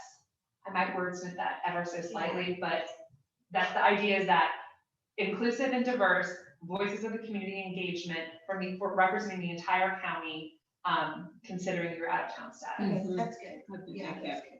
Okay, but I just realized that the phrase about the use of incentives to recruit threw me off, so I'm gonna move that. It's still gonna be in there, but I'm gonna move it. Okay. Then I think, I'm just going through the notes that you provided me. There was a couple of questions that we asked them yesterday when I reread the descriptions. They talked about Qualtrics, they talked about Project BI, they talked about Tableau. So it's in there. I know that was just me getting them to reiterate, but I did have a question. Do we want them to be specific, the question, or do we feel like it was asked and answered about access to those dashboards? So for example, Tableau, if we're going to use that, it's a really awesome tool, but is there a cost associated with it? Yes, and we don't have time, Okay, 24 hours to turn around, I wouldn't get into that. okay. So I've got, Yeah, I was think satisfied with the I think answer. they answered The it answer. well. I'm sorry. I think they answered it well. Okay, good. I was just saying, I had it on, it was on the list of the notes that Dr. Glenn provided me, but I didn't feel that it rose to meeting here. I just wanted to be clear that, so They that's said not through their access, we would have access to their specific data As long as we have a relationship with with them. them, Yeah. Once right, we've ended our contract, we don't have a relationship with them. with them, we So just, we have to do a continuing. But they'll it's something we could purchase if we wanted to at some point, but I don't know. so I have 5 areas: key staff, focus groups, community engagement, ACEs and the trauma-informed care, data sources and visualization, and price changes. So I have 8. I broke out ACEs and trauma informed. I broke them into 2 separate pieces, just in terms of broad Okay, that's discussions. But for the most part, then I have the timeline schedule of activities, but of course they're gonna update that. That's, One other thought I had is that on the budget, asking for pricing changes to briefly describe. I wonder if it would be helpful to put parenthetically, no revised, but a revised budget is not required. Okay. So that they don't feel like they've got to do that. We're just I mean, asking. it was tab E, your call. What's the language that you have there right now about the? If your best and final pricing as listed in the contract document changes from what was originally proposed, please include a brief summary in your cover email highlighting those changes. And I think that indicates that it's not A revised budget is not required. Right. I'm having a couple of, Is it highlighting the changes or highlighting why the changes were made? Do we want to say how many the changes and why? Just raise that Yeah, because, the changes. Explaining the yeah, changes. explain, yeah, because we're doing more focus groups. We're Briefly really describing the changes. Yeah. There were two things that I just picked up on the other day that I thought were pretty cool. Yeah. One of the things that PCG said is that they were going to, on the two, we asked for short, mid, and long term. Yeah. Is that they were going to provide they were going to provide a roadmap for how to get from year one from short term to long term, and the steps that would be taken to get to the long term. I thought that was very, very cool. Yeah. And I just want to raise that for you all in case that's something that might want to be asked of QQ. The other thing is one of the things that the council's going to be looking for at the end of all this is I don't know if you want to call it a snapshot. What is it? Where you show the community what's happened, Impact. Snapshot might be a good word. No, you said, somebody said it. It shows, snapshot. Dashboard. Dashboard. Oh, yeah. There's gonna be, where the council is going to want a dashboard Correct. that it shows consistently, maybe almost live.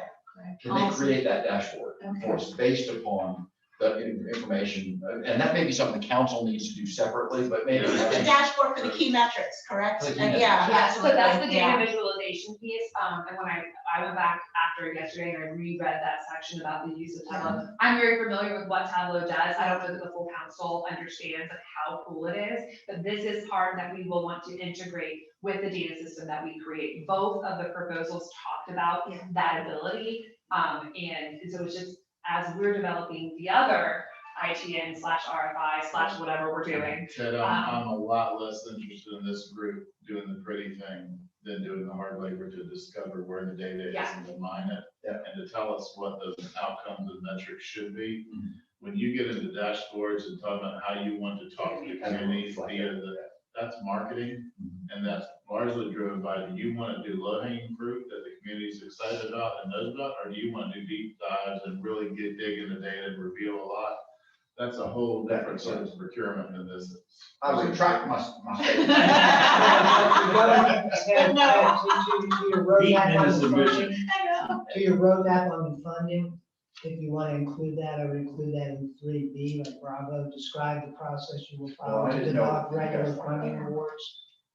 I do Sorry, like that. Ted, one of the things he just presented was the idea of one of the respondents talked about the roadmap of funding. So if you want to ask for that, I would ask for that in 3B, where the statement of work is describe the process you'll follow to develop a regular funding award. Maybe say, beef that up, tell each of them to beef that up. With regards to mid and long term. How to move from, Yeah. the short to the Right. mid to the long. Correct. Because that's a roadmap is a process you will follow, which is what we're already asking for. I need to go do a call in a Yes. minute. So one thing I wanted to raise, because if you break while I'm gone, what we did not include in the contract, I was trying to make sure you are aware, because we could add it if you want, is PCG proposed a term related to in-person work because of COVID. Yeah. So the ability, the contract has a force majeure clause, including pandemic. So arguably, if things go crazily wild, there's always relief there. What they asked for, but we did not include, was the ability to switch to virtual. They don't want to go into situations where people aren't following best practices, wearing masks, social distance, et cetera. And if they are forced to go into that, they want the ability to talk about alternatives, which translates to we want to do it virtually. So I did not include that. I just want to make sure you know. But if you want something like that, they've given us I'm proposed comfortable with language. adding this to both contracts. Yeah, we could add Yeah. it. We could I add am it. as well. I'm very- As long as it I think it doesn't, should be. as long as it doesn't give them a sort of an easy out. No, it's something, it gives us, they said we will negotiate in good faith. for I'm good with alternatives, that. Which, I'm good. I'm Do good. we I have think to- that's a very good. So we don't. Where need in to- the contract should I drop that clause, and are you comfortable with that language? I'll reduce this to one. and I'll But you do it can do right that after the before- force majeure clause. But you can do I'll it. do it with you right after this call. So Perfect. I So need add to do that, Don't do it at 12. So Fred, we don't need to tie it to any I particular would range add- of positivity, rate No, something. no, it's just a little mean, bit I of just flexibility. don't want them to use it like you said, Yeah. as an easy out when it's convenient. They say in case of conflict between federal, state, local, they follow the most stringent, which I think Leon County does Okay. anyway. Okay. And in the event that they have to do in-person services where the most stringent guidelines aren't followed, then the parties will negotiate in good faith concerning some other way to do it. So Okay, they I don't don't have- have a problem with Yeah. that. Excuse me certainly one agree to second. that. If you break, I'll be right back, so don't leave because I'll wordsmith with you in a second. I certainly agree. Okay, so that's gonna be added to the contract also. Okay. So, So I did just add some, I'm gonna recap, is that thank okay? you, that's my question. So basically, we're saying, please include the following elements at minimum in your best and final offer. Please use track changes for substantive edits. No track changes are not required for fixing typos or any image swaps, and that's something that I told them before. So key staff include an organizational chart as stipulated, yada, yada, yada. Focus groups and community meetings, section D1D. Project management, please be explicit in aligning the ITN goals with the project approach. Funding options B roadmap, add additional detail, add more detail about how you will present funding options B over the course of the, I was wordsmithing that one, so I'll come back to that.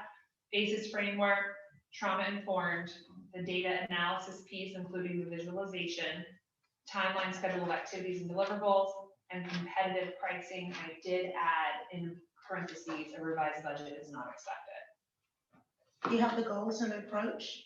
Yes, I have that under project management, Okay. as please be explicit in aligning the ITN goals with your project approach. Can we please have a copy of that? I just want to make sure as we review it, that I'm, did they specifically address this? What was their response? So I think a copy of that. So you'll email that to us, so Yeah, we'll that'd have be it helpful. Thursday. Okay. And then we'll also, within that email, include not only this, the communication that went to each of them, we'll also include the actual evaluation criteria from the ITN. So in terms of what we said, right, like, here's our goals and here's how we're gonna evaluate you. Because it's likely we might get their revisions before 12 o'clock Thursday, right? That's my goal. I think. I mean, we might receive theirs. I don't They know. might send it you know, that soon. Oh, yeah, my goal is as soon as I have both of them in, I'm gonna send them to you. So if they turn around and I have them 8 o'clock at night on Wednesday, you're gonna get them at Okay, 8 but o'clock. their deadline is 12 o'clock Thursday, right? That is, their deadline is 12 o'clock on Thursday, but if we happen to get both of them, So, I'm gonna double check. I think that it's fair for me to hold both until we get both, as opposed to sending them as we receive them. Okay, Um, that's right. if the general counsel says that's different, then okay, I'll pass them on. But I think for fairness, the fact that we opened all of them, like people like, hey, did you get it? Did you get it? I was like, I don't know, we're holding the public opening on Friday. At the same time, Right? yeah. So that's where my gut is at. I don't know. Okay. I think- So as soon as I get both of them, you'll receive that. You'll also have, I'll give the copy of this though, in terms of what we've asked them. I'll send that in advance, but also attach it a second time. Okay, so we should get it twice. Perfect. Okay. So far, that's everything that we have said that we wanted included in the contracts. Is everybody comfortable with that? Is there anything else Mhm. anybody wants added? Neil, Nope, I'm fine. Walter, Nada, very happy. Commissioner Cummings, Oh, I'm great. you're good, okay. And I'm good with that too. So I think we are in a very good spot. All right, thank you very much, Holly, for capturing that. Okay, everybody, we are dismissed until Thursday. For those of us that want to read in silence and be on lockdown, we will meet with Holly at 1 o'clock. We are in the commissioners. That's important. I'll Okay, be making there. sure Yeah, I'm in the right place. So, okay, sounds good. And then we will convene. We can talk, Neil, but we can only strategize. We can't make it like talk about our decisions. Then we will have a public meeting at 2:30.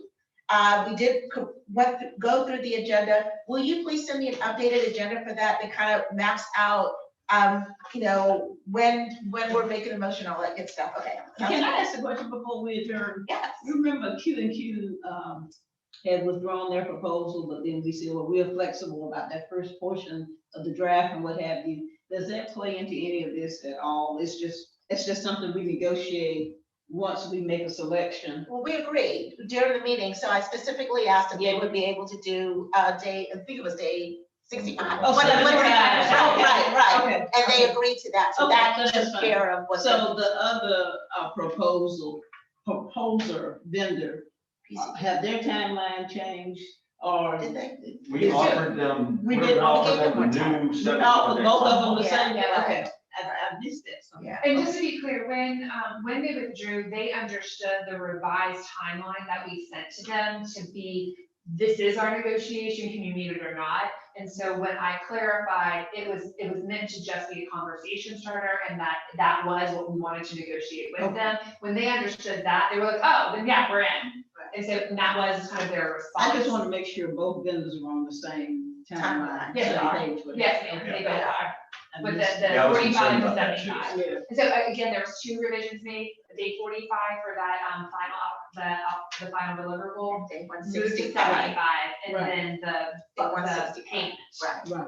Oh, wait. So day 165, we just wanted confirmation that they're gonna meet that date for the expedited funding, right? I mean, that was Yeah, a part that's of what it. you asked, Okay, right, and okay. that was what we put in there, for funding options A. Okay. And point of clarification, so, 1 o'clock, folks can show up, you'll be, Yes. you'll be there, 2:30 is the meeting. 2 o'clock will be a formal strategy meeting, Correct. when everybody's gonna be, okay. Yeah, so if everyone's not there in advance, if you decide at 1:15, hey, we just read this, we wanna talk, we'll We start. can do it. Yeah. Yeah. If yeah. I'll be prepared as long as everyone's present that we intend. And you want just to be record there. us as strategy That is session, correct. right? Okay, And great. it won't be, I mean, we'll make the recording. Do you plan to be there at 1 o'clock? Yes. What about you? Okay. I'll be there. Okay, so we all plan to be there at 1 o'clock, and then we'll read, and then when we're ready to move forward, we'll go into the strategy Perfect. conversation. Okay, so we're not I waiting. will be prepared and ready, and we have the team on that. Did you Thank you say so much. something about your meeting this morning? Oh, The Rotary. Is that You'll related put to on the this, or record? can I? No, Okay, So I'm well, gonna, actually, yeah, actually, it does relate to this. okay. So, I met with the Rotary Club today, and made a presentation on CSC and kind of updated. It was very short and sweet. And I said, we're here to listen, so I want to listen to you, and I spent most of the time answering questions. All of the questions I received, came from people, and there were, I guess I answered half, 8 or 9 questions, half a dozen. to Which 10, Rotary? 9. This was Rotary Sunrise. Sunrise. That meets at the Sheraton on Tennessee Street. The round building. And one gentleman who posed questions was dissatisfied with my answers, dissatisfied with my commentary about what's going on, said he wasn't convinced of anything. My report had actually made him even more against the Children's Services Council. I ultimately, through conversation, asked him, will anything change your mind? And he said, no. But I did have a conversation with a couple of gentlemen who asked the majority of questions. 2 businessmen in Tallahassee who were, one voted for the Children's Council because he thought, well, maybe this is the time when it can change things. The other who voted against it because he said, every time we get government involved, they're taking our money and they're taxing too much. And most of the arguments, all the arguments we've heard before. The reason that I wanted to change is because I engaged in conversation with these guys for 15, 20 minutes. I was afraid I was going to be late here. And it occurred to me that we need to include those people in a focus group or more than one of the focus groups to make sure that we're not just getting people who want to say how to fix things and how to do it. And this is services we need. We need to hear the council. I know the council members want it. You know, you all talked about this, want to hear all perspectives. Right. So I think one of the things is we talked with whichever vendor is, how do we include those voices too? Because they made some very interesting comments and good comments that could help, I think, the council. was there comments in regards to children's services? Council with regard to spending money. Oh, taxes, And okay. Not just being overtaxed, Taxpayers. but outcome measures. and making sure that the council stays on top of things. Absolutely. And parenting, and you can't do anything with kids unless you do some things with their comments like that. And I assured them that y'all had children, youth, and parents, because we Absolutely. recognize the two generations. And that, who knows, others may move to 3 or 4 generations, those I kind of. think it's. But I think I just want to raise that because I think they were very reasonable people Mhm. who wanted to talk, who oppose, are tentative. And it's those kinds of voices that I just want, they need to be included just like everybody So else. then are they included in the Educate, focus group, or are they included in conversations with the council with regards to how we are spending these dollars?